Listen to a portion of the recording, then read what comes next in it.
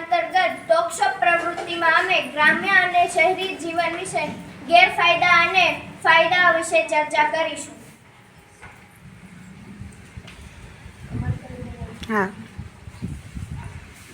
ગામડાઓમાં શુદ્ધ વાતાવરણ હોય છે, જેથી બહુ પ્રદૂષણ થતું નથી, અને શહેરમાં ઉદ્યોગોના ધુમાડાના કારણે ખૂબ જ પ્રદૂષણ થતું હોય છે, જેથી લોકોના સ્વાસ્થ્ય પર ખૂબ જ અસર પડે છે. શહેરોમાં મોટી મોટી હોસ્પિટલો હોય છે, જ્યારે ગામડામાં હોસ્પિટલો ઘણે દૂર હોય છે. જો કોઈ વ્યક્તિને ખૂબ તરત જ ઈલાજની જરૂર પડે તો તેઓને ગામડામાં હોય તો ખૂબ દૂર જવું પડે છે, અને શહેરોમાં તેમને તરત જ વ્યવસ્થા મળી રહે છે. ગામડાઓમાં કૃષિની વ્યવસ્થા બધે જ હોય છે, જેથી લોકોને શુદ્ધ ખોરાક મળી રહે છે, અને શહેરોમાં કૃષિની વ્યવસ્થા ખૂબ જ હોતી નથી, એટલા માટે લોકોને શુદ્ધ ખોરાક મળી રહેતો નથી. શહેરોમાં ઘણા બધા ફરવાલાયક સ્થળો હોય છે, જેથી કરીને રજાઓમાં લોકો ત્યાં ફરવા જાય છે, પરંતુ ગામડાઓમાં ત્યાં ફરવા જવા માટેના સ્થળો હોતા નથી. ગામડાઓમાં સૂર્યાસ્ત અને સૂર્યોદય આસાનીથી ઘરેથી જ જોઈ શકાય છે, જ્યારે શહેરમાં તો એવી અમુક જ જગ્યા હોય છે જ્યાંથી સૂર્યોદય અને સૂર્યાસ્ત જોવા મળે છે.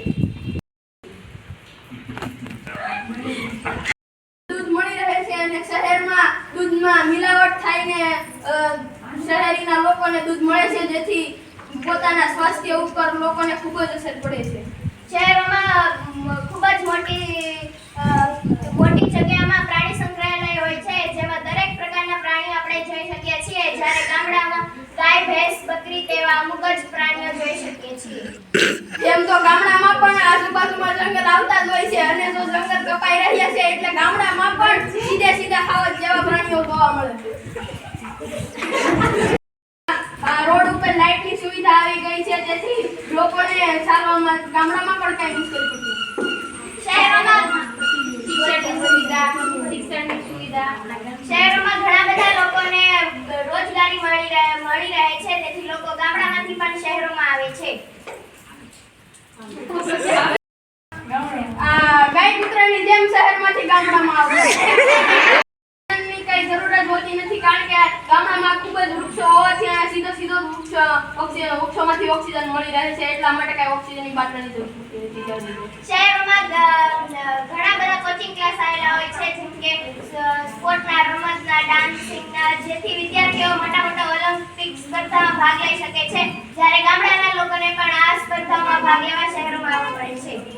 ગામડામાં પણ હવે સરકાર તરફથી ગામડાની શાળાઓમાં એવી સુવિધા મળી રહે છે, અને અહીંયા પણ ગામડાથી થોડેક જ દૂર તાલુકામાં કોચિંગ ક્લાસ ઘણા બધા હોય છે, જેથી ગામડાના લોકો પણ સરળતાથી બધું શીખી શકે છે.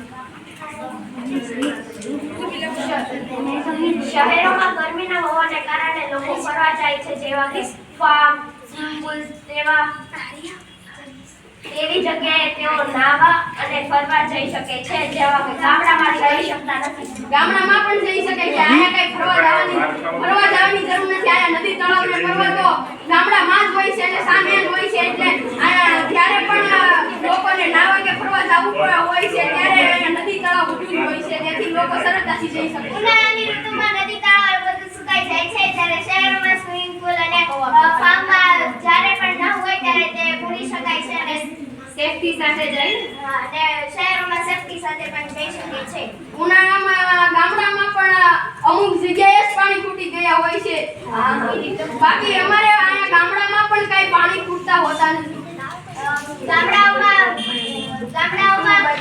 લોકો નદી તળાવમાં નહાવા જાય તો ડૂબી જવાની શક્યતા રહે છે, જ્યારે શહેરોમાં તેવી જગ્યા પર ડૂબી જવાની શક્યતા રહેતી નથી. ગામડામાં એવા ગાંડા લોકો નથી કે જેને સ્કૂલમાં એવું કંઈ જ હોતું નથી, અને પાણી ચોખ્ખું હોય છે, અને બાળકોની જે તે ઉંમર પ્રમાણે પાણીનું લેવલ હોય છે.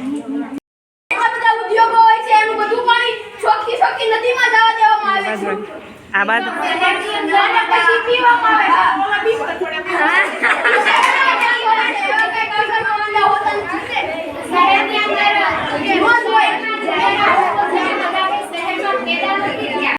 શહેરમાં એને ફિલ્ટર કરીને પીવું પડે છે.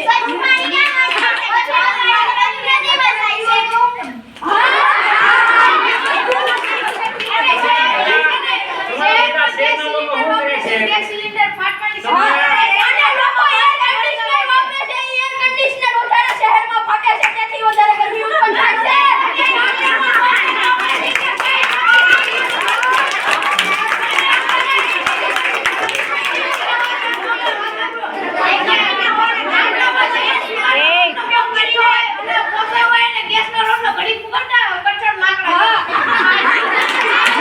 માગી છે તમે ગમે એટલે આગળ જાઓ ઘઉં કઈ કોમ્પ્યુટરમાં ન ઉગે તો ખેતીમાં જ ઉગે. હા